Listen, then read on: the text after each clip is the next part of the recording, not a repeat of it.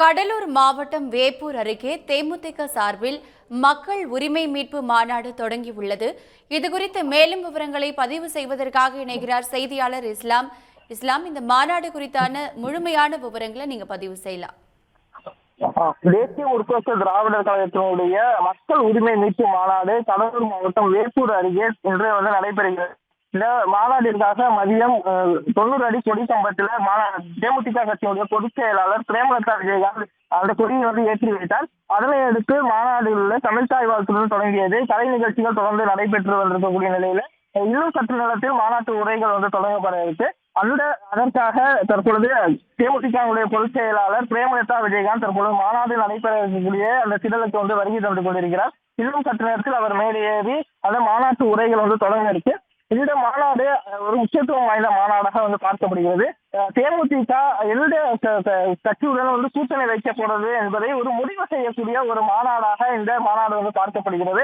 அதனால் தேமுதிக தொண்டர்களுக்கு மட்டுமல்லாமல் தமிழ்நாட்டில் இருக்கக்கூடிய அரசியல் கட்சியினரும் இந்த மாநாட்டை உற்று நோக்கி கொண்டிருக்கிறார்கள். எந்த மாதிரியான முடிவை அவர் அறிவிக்க இருக்கிறார் என்கிற ஒரு எதிர்பார்ப்போடு இந்த மாநாட்டினுடைய எதிர்பார்ப்பு இருக்கு. தேர்தலுக்கு இன்னும் சில மாதங்களே உள்ள நிலையில் தேமுதிகவினுடைய நிலைப்பாடு இந்த மாநாட்டில் தெரிய வரும் என எதிர்பார்க்கப்படுகிறது. ஏற்கனவே கடந்த தேர்தல்கள்ல 2005ஆம் ஆண்டு இந்த தேமுதிக தொடங்கப்பட்டு 2006ஆம் ஆண்டில் நடைபெற்ற சட்டப்பேரவை தேர்தலில் 234 தொகுதிகளிலும் தேமுதிக போட்டி. ஆனால் அதில் விஜயகாந்த் விருதாச்சலம் தொகுதி மட்டும் வெற்றி பெற்றார். அதனை அடுத்து ஒவ்வொரு தேர்தலாக அவர்கள் போட்டியிட்டாலும் 2011 அதிமுகவோடு கூட்டணி வைத்து 41 இடங்களில் போட்டியிட்டு அதில் 29 இடங்களில் வெற்றி பெற்று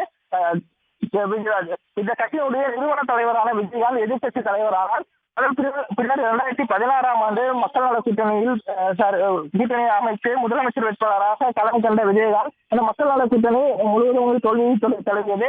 அதற்கு முன்பு நடந்த ஒவ்வொரு தேர்தல்களிலும் தோல்வி தருகிறது. குறிப்பாக தேமுதிகவை பொறுத்தவரை அதிமுக, பாஜக, அமமுக உள்ளிட்டோரோடு கூட்டணி வைத்து 2016க்கு பின்பு தொடர்ச்சியாக தோல்வி தழுவி கொண்டிருக்கக்கூடிய நிலையில 2026ஆம் ஆண்டு சட்டப்பேரவை தேர்தலில் யாருடன் கூட்டணி வைப்பார்கள் என்கிற ஒரு மிகுந்த எதிர்பார்ப்பு நிலவிட்டு இருக்கு. அந்த எதிர்பார்ப்பு நிறைவு செய்யும் வகையில தொண்டர்களுக்கும் தமிழ்நாட்டில் இருக்கக்கூடிய அரசியல் கட்சியினருக்கும் எடுத்துரைக்கும் வகையில இந்த மாநாட்டில் முக்கிய முடிவு அறிவிக்கப்படும் என ஏற்கனவே கட்சியினுடைய பொதுச் செயலாளர் பிரேமலதா விஜயகாந்த் தெரிவித்திருந்தார். அதன்படி இந்த மாநாடு தற்போதைய இந்த தொகையை நடைபெற்று வரும் நிலையில இந்த மாநாட்டில் உரையாற்றக்கூடிய பிரேமலதா விஜயகாந்த் வரக்கூடிய சட்டப்பேரவை தேர்தலில் யாருடன் கூட்டணி அமைக்கப் போகிறார் என்பது குறித்து அறிவிப்பார் என எதிர்பார்க்கப்படுகிறது. செய்திகளை தெரிந்து கொள்ள சன் நியூஸ் பெல் ஐகானை கிளிக் பண்ணுங்க.